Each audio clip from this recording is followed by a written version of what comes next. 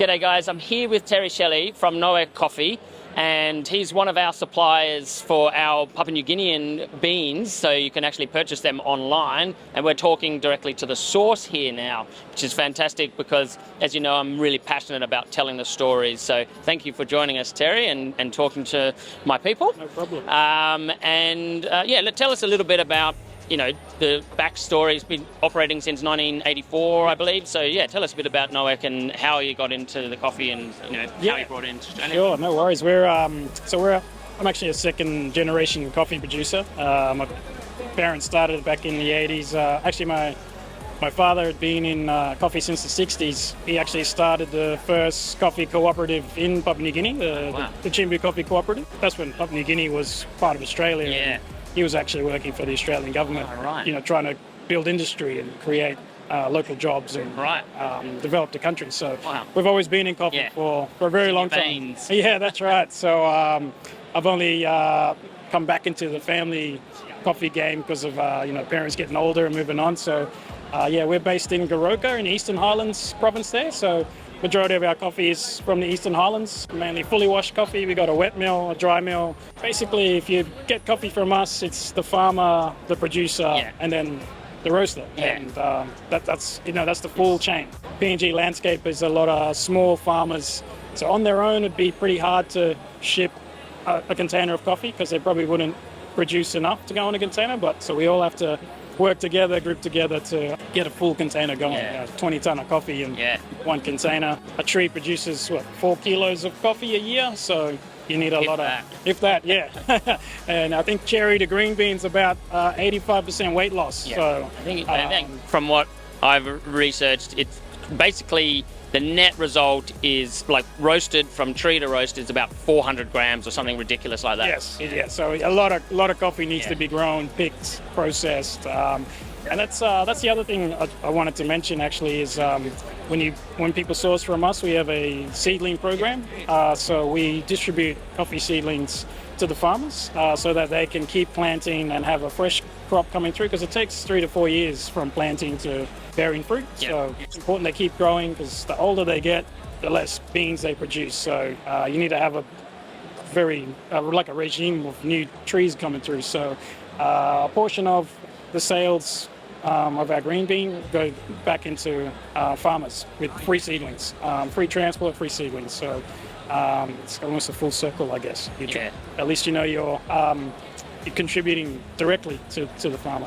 And for me, that's always been a part of my mission, is to make the sustainability of coffee for the future generations, because I think a lot of people are only just, even now, after having access to coffee for hundreds of years, we've been drinking instant coffee since 1900s, like early 1900s, like here in Australia, and even before.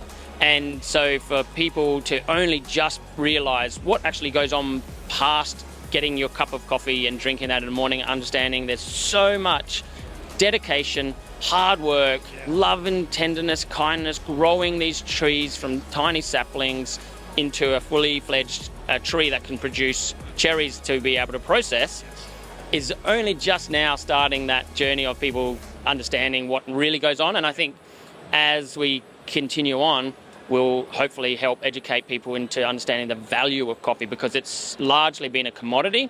It's cheap, and it's just a fuel for the morning, and it doesn't really do much about taste, but just gives you that kick. Now we understand, well, actually coffee can taste extraordinary and give you the kick as well, but also just we need to be more, I guess, aware of the stories and the people, the actual humans who are behind the coffee. There are people's livelihoods that if we expect to only pay the cheapest amount that we can for coffee, there are people that just cannot support their business, their family, they can't grow, they can't send their children to university, and the next generation just will not be making coffee. They won't grow coffee, and we won't have coffee to drink, which is a serious problem here.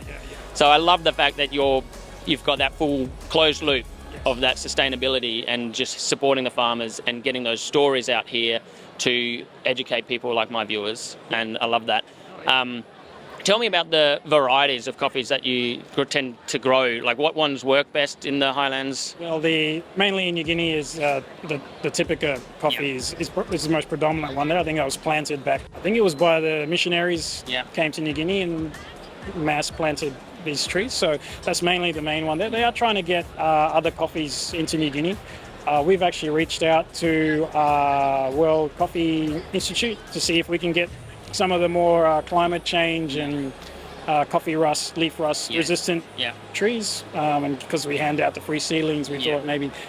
But we had a few discussions with a few of the guys who've been in the industry for a while, and they thought, well, you might change the unique taste of New Guinea coffee if you change the variety. So now we're not too sure now if we do that or.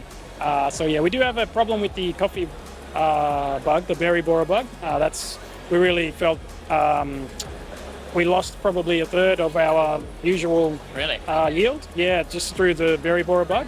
So we're really starting to see the effects of the berry borer bug. So there needs to be more education, farm management, and actually the MDF is going to have a program they're going to roll out soon, like they've been doing in East Timor. They're going to focus on New Guinea to try and attack that problem as well. So hopefully we can slow that bug down because it likes coffee just like.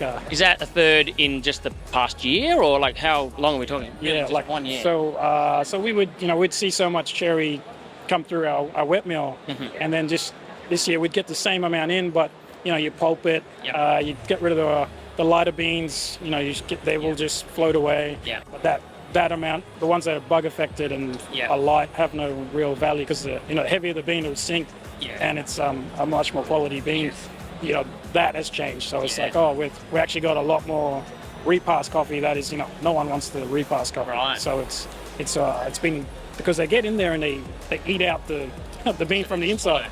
So they look like the cherry looks fine, but then you open it up and it's all black and it's been destroyed. And how does that affect the flavors? Obviously, I'm really constantly educating people, viewers, about coffee quality, and the buzzword specialty coffee is thrown around, but it's actually a band that sits at the top of that triangle of coffee, and I think like often people don't even understand when we talk about specialty coffee, what we're really meaning is that the quality of coffee certainly, but then also reducing those defects, so those insect damage, beans, cherry seeds, and all of the different defects that happen.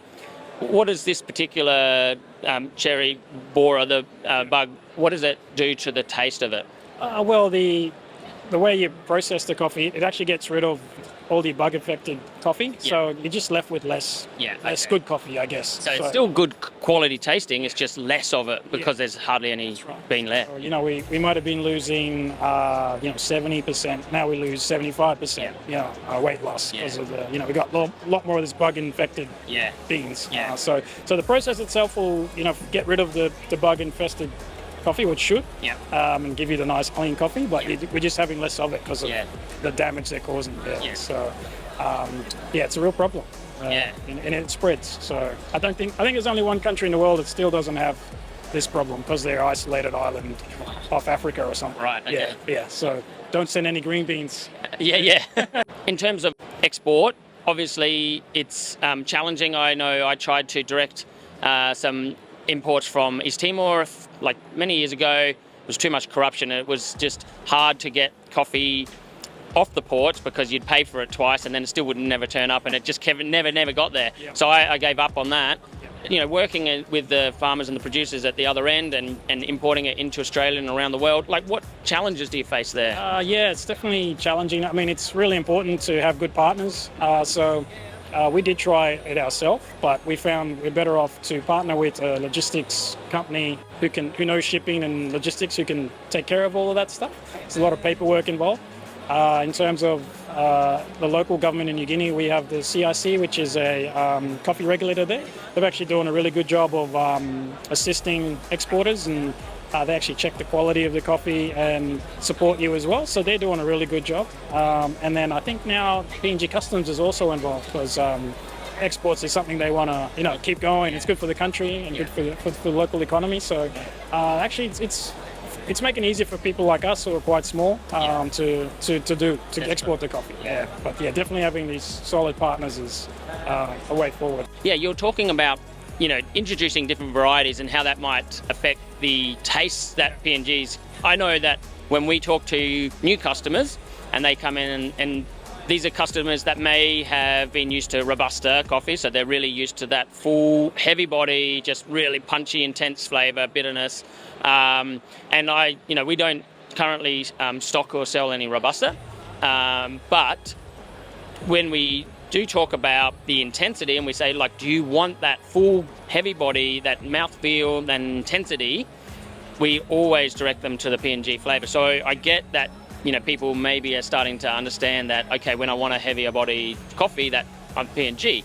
But a lot of other countries like Kenya, I was speaking with a lady from Kenya who actually gets mad that people say, oh, this doesn't taste like a Kenyan coffee. And she is like, well, what does a Kenyan coffee taste like? So is there a way maybe to start educating customers of coffees can have a full range of flavours and, depending on the terroir, the processing, the variety, and maybe that's a way to just slowly shift to branch out to broaden the education? Oh, definitely. It's. I think where we were a bit cautious is just mass distributing it without any control or any plan really, or just handing it out. We didn't want to do that. So, but that's definitely the way to go. There are people who you can get geisha out in New Guinea. Yeah. There's not a lot of it. I think one farm in particular has that particular, but it's very controlled. They know exactly how many trees they've got that are of the geisha variety. I think it's already all pre-sold before anyone asks. So, no one bothers asking because it's gone before it's even on the tree. So, but yeah, it can be done, definitely. And yeah, it would be good to have a variety, because even the different processing methods, I don't think there's too many honey or natural processed coffees out in New Guinea. And that's mainly the biggest problem is we had this problem. Someone asked for natural. Can you do a natural process? So yeah, we can do natural process.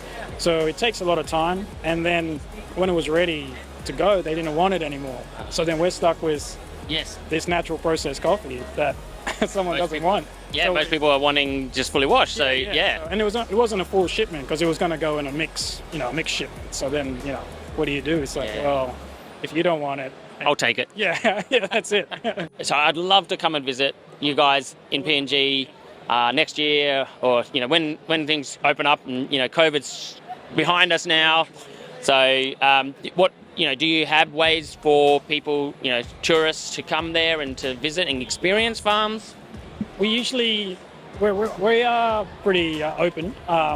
Mainly people who come and see us are green bean, people after green bean. We have got some roasters come in the past before COVID. It's very easy, usually drop me an email or that. If we're around, we can definitely accommodate people. It's not an easy place to get to.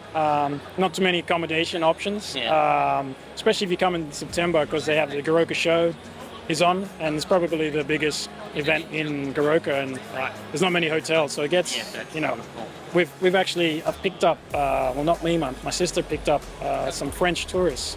They were stranded on the side of the road because the hotel they booked had double booked, so they were just on the streets. PNG's not a place you want to be sleeping on the streets, so they end up staying at my sister's place. Oh wow! Yeah, so definitely plan ahead.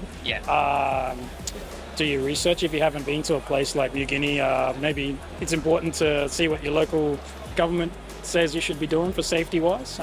Let them know you're going there because things can get pretty wild pretty quick sometimes. But it's a great place, beautiful scenery, beautiful people. And the farms where our mill is, we mainly take coffee from the farm, work with the farmers in our area. So Eastern Highlands, the lower Banner, upper Banner areas, Katagoo Plantation. They're mainly, so we've been working with these guys, when I was a little kid. Now I'm dealing with these guys, we're adults, we're still working with each other. So it's great to see we're all still like a family. I love that family, it's all family, isn't it? Yeah, definitely. Well, I'm definitely keen to come over there, and hopefully I can get over there next year. That would be ideal. It's not very far away, like it's only a little short trip. 3 hours from Brisbane, so Yeah. if you're Brisbane. I'm definitely keen, so let's make it happen. But thank you so much for talking with us today, and all the best. And yeah, if you want to try some of Nowek's coffee, jump online, coffeebeansdelivered.com.au. You can sample and buy 500 to 150 grams, kilos of coffee there. It's beautiful, really heavy mouthfeel, cuts through the milk just deliciously, or you can enjoy it as a black coffee. Well, thank you so much for talking with us, Terry. All the best.